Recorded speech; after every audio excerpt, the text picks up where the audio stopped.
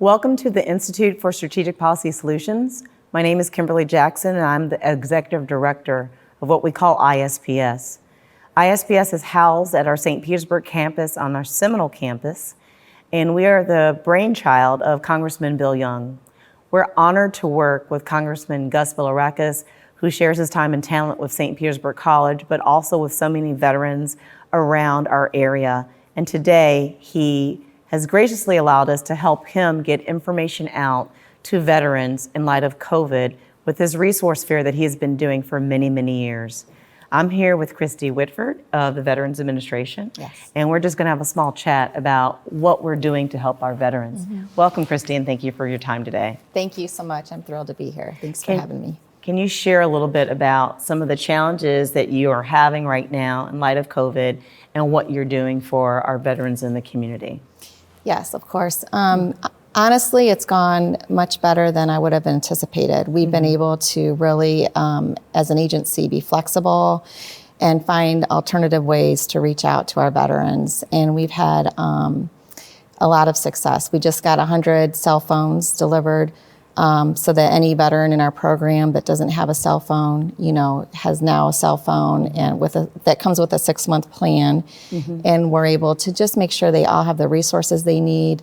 And we've just really expanded our modalities and reaching them with as far as telehealth and there's just so many options. I've been really proud to see how we've come around and served our veterans while maintaining, healthy health for our employees and health for the veterans. And how is telehealth going? I know that's a big topic of, veterans getting access. How does that process work for them?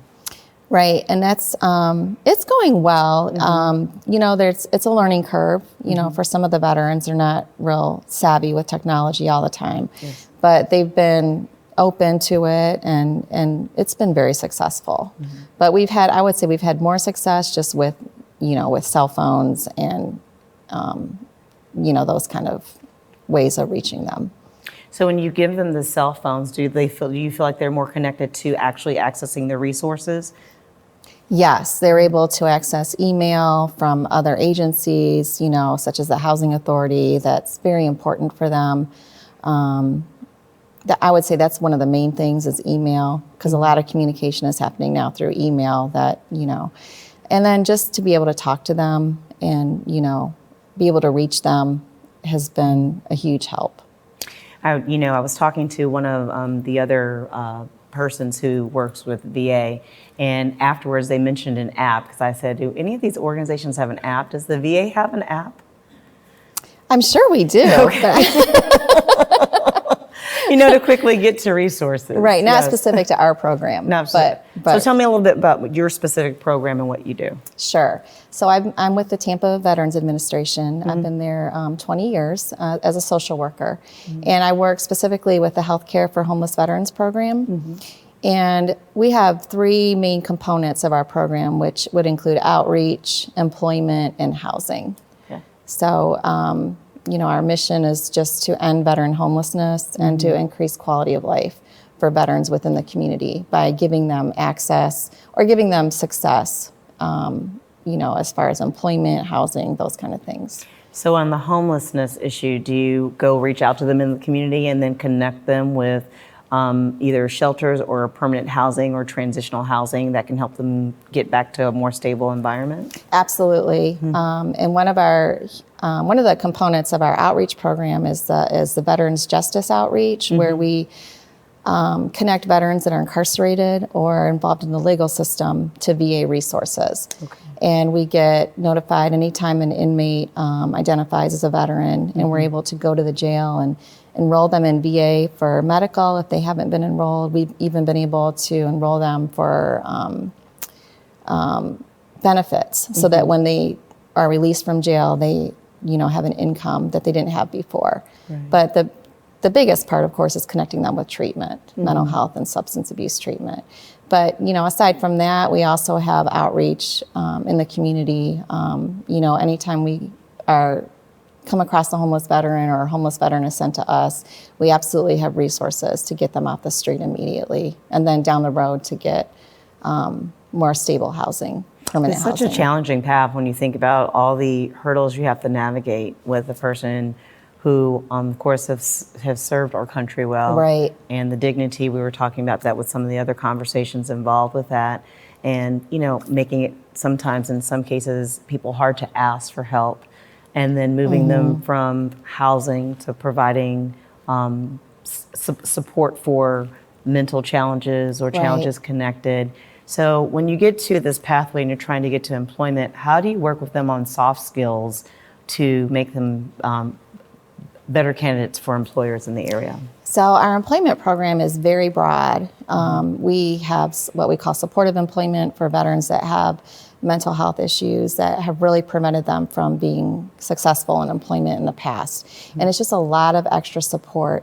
We have partnerships with employers so that we're kind of a go-between between the veteran and the employer to ensure their success. We also have programs for veterans that are more independent, just haven't been able to find employment. We have lots of partnerships. So basically, we have a huge range. Any veteran that is looking for employment and wants to be employed, we have services to help them, no matter how significant their mental health issues are or how independent they are. So by that, going down this path, when an employer hires someone after they know that they've worked with you and you've connected them to the services, and they know they might have someone who has some fragilities in some area, do you work with them on continued sustainability within the employment that you've paired them with? Yes, our CWT program does that, compensated work therapy.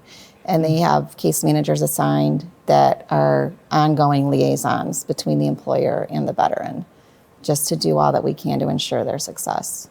That's a good way to make sure that they have that continuity of care and stability. Right. Is there anything about your program that you want to share? Of course, again, we're so grateful that Congressman Bill Aracas wants to share this time to talk to a variety of veterans who may not know you exist and what you do. Is there anything you want to share about your program or how they can access you or how they become eligible to apply? Sure. We have, like I said, we have the outreach component, the housing component, and the employment component.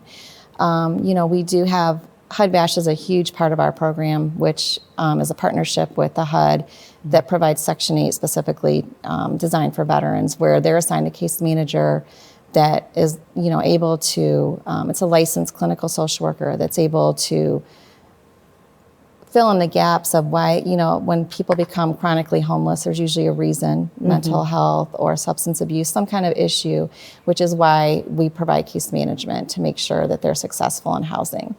So I guess any homeless veteran, that's out there, we have emergency housing that we can place them in prior to getting placed in HUD-VASH.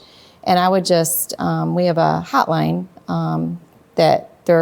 a crisis hotline that they can call and get connected specifically in the area that they live, and we will reach out to them. Thank you for your time. Absolutely. I appreciate everything you're doing to make sure that our community is stronger. Yes, so thank you. My privilege. Thank you.